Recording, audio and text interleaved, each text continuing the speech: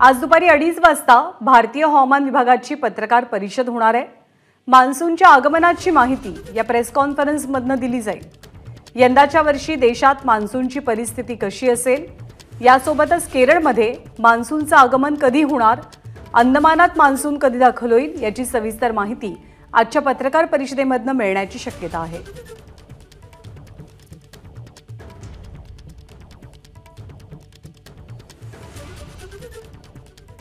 भारतीय हवामान विभागाची आज दुपारी पत्रकार परिषद होणार आहे। साधारणपणे देशभरातल्या मान्सूनचा आढावा आणि मान्सूनबद्दलची माहिती, आगमनाची तारीख या संदर्भात आजच्या पत्रकार परिषदेमध्ये भाष्य केलं जाण्याची शक्यता आहे।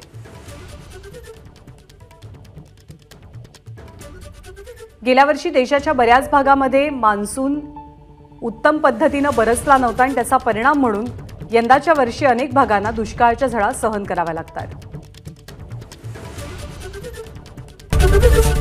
एबीपी माझा, उघडा डोळे बघा नीट।